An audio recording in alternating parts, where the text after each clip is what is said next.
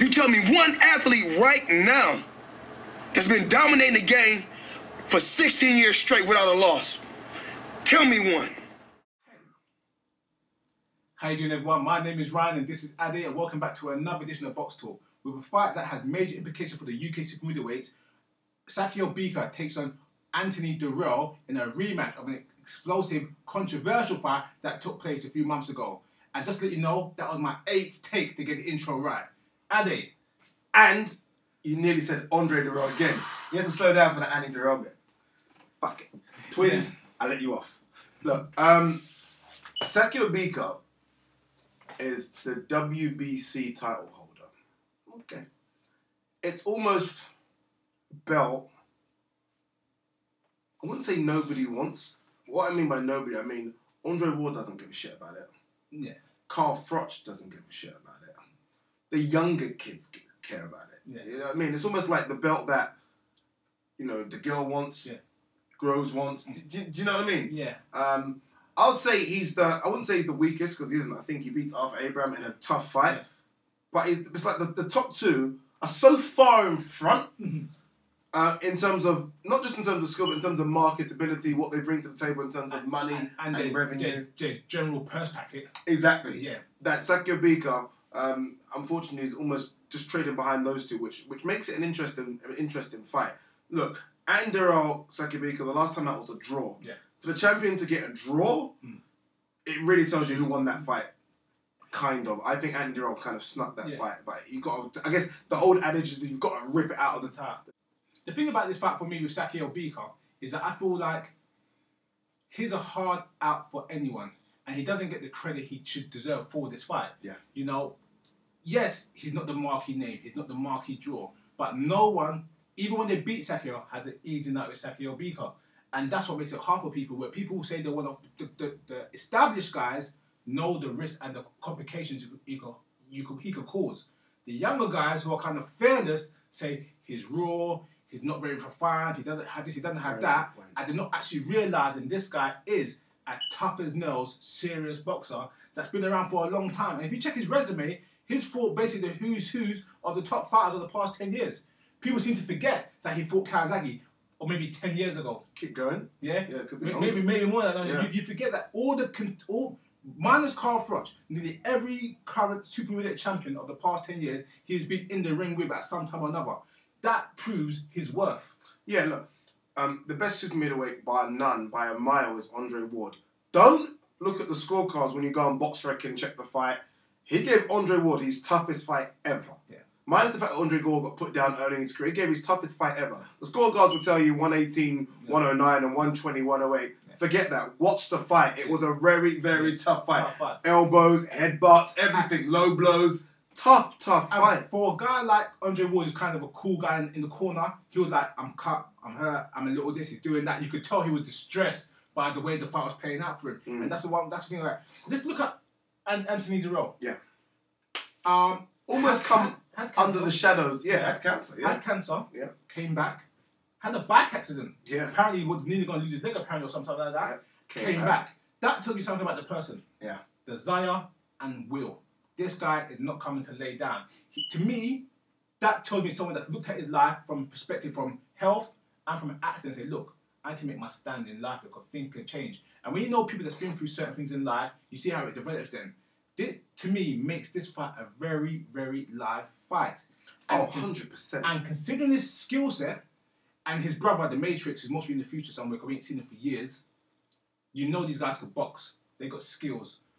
They're going to try and make this fight as easy as possible by staying away from Sakio and keeping that range and distance.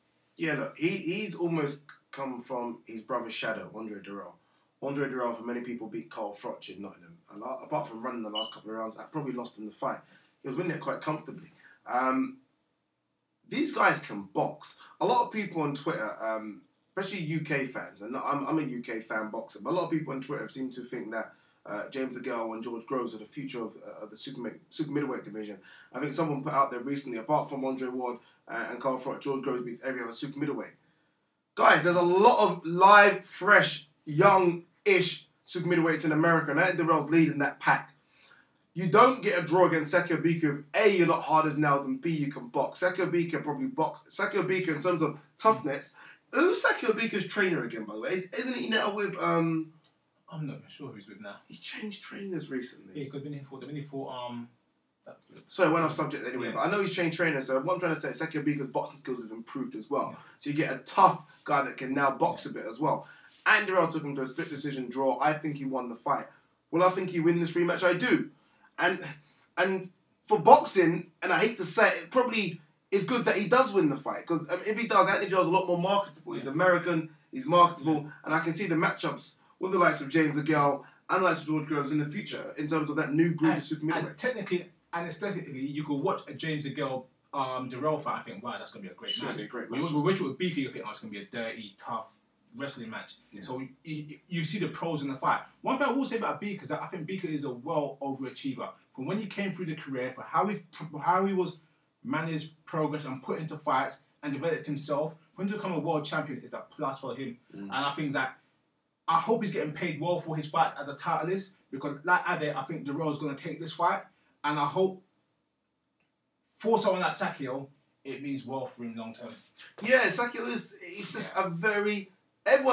you see everyone that's kind of written stuff about Sakio said this guy's a gentleman. Yeah. Even in the Carl Froch, George Groves post-fight, where he bring his own belt there and put it there, he didn't even have the audacity to really challenge Carl Froch. He wasn't swearing or shouting. He just nicely put his belt there and says, Carl, I want to kind of fight you next. He didn't do all the brashness, say, I'm going to knock you out, we should challenge each other. Just put his belt there, nice. A guy from Cameroon, spaced himself in Australia, didn't get much from anyone, learned, fought on the contender. Fought on the road, travelled, had a title shot, went the contender, came back, had fight of the year with bloody Codrington. Yeah. All the little bits of go around, got kind of pushed off the top 10 contender mark, came back with the bloody Andre Ward fight, kind of hit under the radar, got a title shot, won the title, come full circle. I mean, that's a career. Yeah, a lot of UK boxers, when they get that signature, whether it be to Matchroom or to Box Nation, you get good money. Yeah. Especially for the marquee ones, you get good money. This Sakio Bika is a guy that's done it the bloody hard way. When you talk about winning a title, we're talking about he's 35 now, supposedly. He probably could be a bit older. Like you say, he fought Calzaghe over 10 years ago, and he looked exactly the same back then. Yeah. So he could be a lot older. But what I'm trying to say is that he has done it the hard way, so all props to him. I just feel he got a draw with Anthony Dirrell. He almost could have ran away from it then and try and get the big marquee fights. They haven't happened. They obviously haven't happened. He's tried to get the Carl Froch fights. He's tried to get Andre Ward again. Doesn't happen, so he had to do the rematch of Anthony Dirrell. I think the rematch probably could just be a mistake this time. I think Anthony Dirrell, after watching that fight again, we're going to look at that fight and they're going to get a system to plan, and I think they'll outbox and beat Bika. Yeah, I think they beat Bika as well. And like I said, the reason why I think it's less to do with boxing skill in the sense, whereas Bika's going to make it tough and hard, but Bika's now kind of like he's overachieved. He's been through a lot. He's fought the who's of the divisions for the past 10 years. So like I said, he's 35, could be older. He's coming to the end where Dirrell, like I said, he's got that desire through personal tragedy, through accidents, through life. He's got the skill set. He's got youth. There's just other things there. So I think as much as it's going to be a tough fight either way, I think those mental elements are going to decide the actual outcome of the fight. In terms of a score kind of prediction, are you thinking a KO gun points? I don't think no one's going to able to KO Sakio. Yeah, even Codrington put him down with the hardest shot I've ever seen in my life. And Sakio got back up straight away and banged the floor like, you embarrassed me. Watch that fight. I don't know if it's on YouTube, guys. If it is, watch out Sakio Bika versus Jaden Codrington in the contender finale. Yeah. The best 2-3 rounds, or 2 rounds, or 1 round. No, the fight went 8 rounds, I think. The fight went 8 rounds, but the first 3-4 rounds were just fucking amazing. Yeah. So in terms of how you think it plays out. I think it'll be a points decision, close point decision. I think it'll be one of the situations whereas Dirrell will do more of the boxing and land the cleaner, harder, cleaner shots, but Sakio will wrestle and mold and work the inside and win good rounds, but mostly 7 rounds to 5 for Dirrell. Yeah, I'm going with that as well. I think the first few rounds, just because of his better movement, Andrew will probably outbox him in probably 3 or 4 rounds clearly. Just outbox, pick punches. Sakio then will start to do what Sakio does, which take you to the ropes, hit you low, elbows, punches, everything you can do basically to maul you up. And he'll probably hurt Anthony Dirrell, and then I say hopefully, but I'm not really too bothered really, but I think Anthony Dirrell will start picking it up again, 9, 10, 11, 12, and go around So I'm kind of with you, 8-4, 7-5, around that mark. But look, guys, what do you think? This is the fight that has, as Ryan said, it's got implications in the super middleweight purely because we've got two super middleweight guys here, and in George Groves, in James Guy, and possibly in Paul Smith if he beats Abrams. So forget Carl Froch for a second. These are all guys that are going to be in that mix of that pot again. And the winner of this fight will probably have to fight one of these guys very, very soon. So you never know. Again, email us please at boxtalk@hotmail.co.uk, and don't forget to follow us on Twitter at boxtalkuk. I feel like I say this all the time now, but subscribe. And also follow us from ringnews24.com. Guys, thanks for tuning in for another edition of Boxtalk.